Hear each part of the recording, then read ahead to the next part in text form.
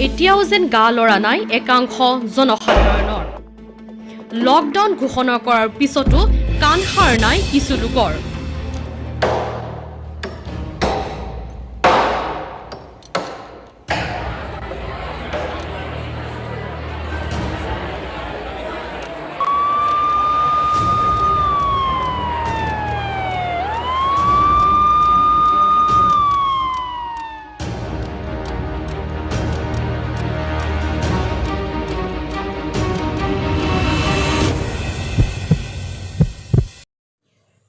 নমস্কাৰ sir. Sir মই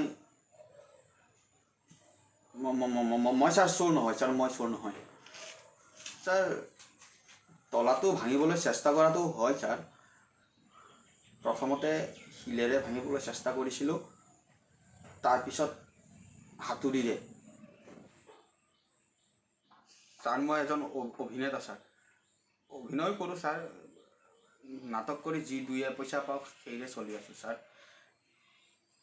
sir অভাৱত থাকিব পাৰোঁ ছাৰ, কিন্তু ছাৰ বিশ্বাস কৰক মই ছাৰ চোৰ নহয় ছাৰ। ছাৰ ঘৰত মোৰ মা বেমাৰী ছাৰ, আৰু ভনী এজনী আছে, তাইৰো বিয়াৰ দায়িত্ব মোৰ ওপৰতে আছে। নাটক কৰি ছাৰ যি দুই পইচা পাওঁ সেইৰে নিজেও চলোঁ, ঘৰখনলৈকেও পঠাওঁ ছাৰ। এদিনাখন ছাৰ কামৰ পৰা উভতি আহি দেখিলোঁ মই থকা ঘৰখনৰ গেটত তলা এটা ওলমি আছে ছাৰ। মই ভাবিলোঁ গৰাকীজন ক'ৰবালৈ গ'ল নেকি। পিছত ওচৰ চুবুৰীয়াক সুধি গম পালোঁ গৰাকীজনে হেনো ঘৰটো পৰিষ্কাৰ কৰিবৰ কাৰণে তলা লগাই থৈছে। গৰাকীজনে ওলাই আহি আমাক ক'লে যে তোমালোকক থকা খোৱাৰ কাৰণে ইয়াৰ কাষতে ব্যৱস্থা কৰি দিছোঁ। প্ৰথম অৱস্থাত দিনবোৰ ভালেই চলিছিল ছাৰ, কিন্তু লাহে লাহে দিন যোৱাৰ লগে লগে খোৱা বস্তুৰো নাটনি হৈ আহিব ধৰিলে। গৰাকীজন মাজে মাজে আহে খোৱা বস্তু বিলাবলৈ, কিন্তু ছাৰ সিমান ভিৰৰ মাজত মোলৈকে টোপোলা আহিয়ে নপৰে। সদায় ভাবোঁ কালি তলাটো খুলিব, কালি তলাটো খুলিব।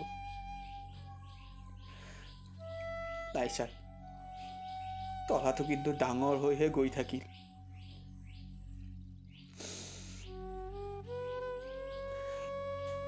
সেই ঘৰটোত মোৰ ছাৰ বৰ প্ৰয়োজনীয় বস্তু দুপদমান আছে। পাৰে যদি ছাৰ উলিয়াই দিয়ক।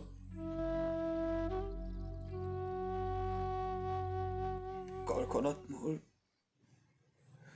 মোৰ মাৰ প্ৰতি দায়িত্ব আছে, ঘৰখনত মোৰ ভনীজনীৰ বিয়াৰ দায়িত্ব আছে, ঘৰখনত মোৰ অস্তিত্ব আছে ছাৰ।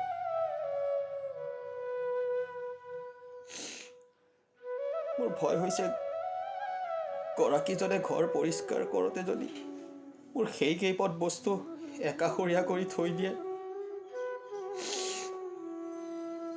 তেনেহ'লে ছাৰ মোৰ বস্তুখিনিত এলান্ধু পৰি যাব।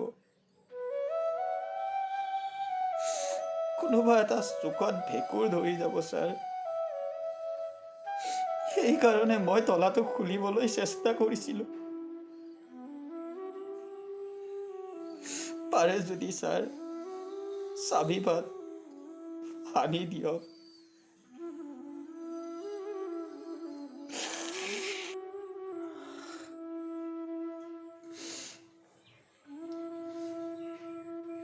ছাৰ মোৰ যদি সম্পত্তিখিনি তাত নষ্ট হৈ যায়, তেনেহ'লে মোক ছাৰ সমাজখনে পলৰীয়া বুলি হাঁহিব। পাৰে যদি ছাৰ তলাটো খুলি দিয়াৰ ব্যৱস্থা কৰক।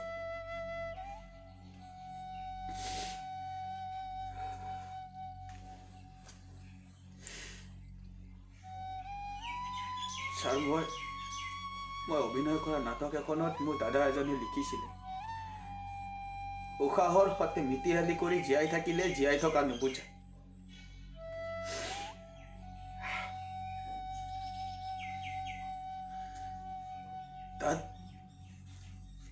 তাত নায়কজনে বিখ্যাত হ'ব বিচাৰিছে, মহান হ'ব বিচাৰিছে। মই ছাৰ বিখ্যাত হ'ব বিচৰা নাই, মহান হ'ব বিচৰা নাই। মোক মাত্ৰ মোৰ সম্পত্তিখিনি উভতাই দিয়ক ছাৰ। মোৰ বেমাৰী মাৰ দৰৱ কেইটা, মোৰ ভনীজনীৰ কপালৰ সেন্দুৰখিনি, মোৰ অস্তিত্ব সেই কোঠাটোত আছে ছাৰ। মোক সেইখিনি উভতাই দিয়ক ছাৰ। মই আপোনাক হাত জোৰ কৰিছো ছাৰ, মোক সেইখিনি উভতাই দিয়ক।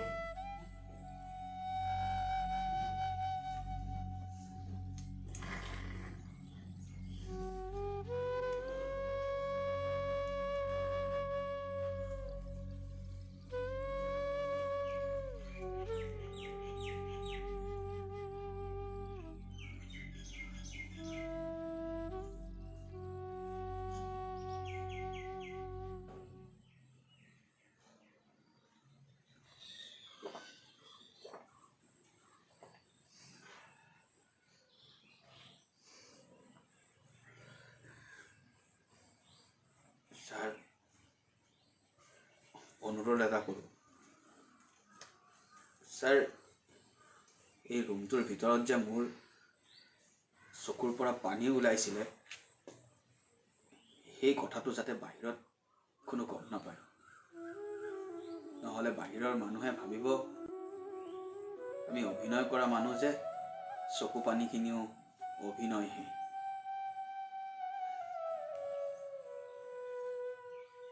পুনৰ 2টা সপ্তাহৰ কাৰণে বৃদ্ধি কৰা হৈছে লকডাউন।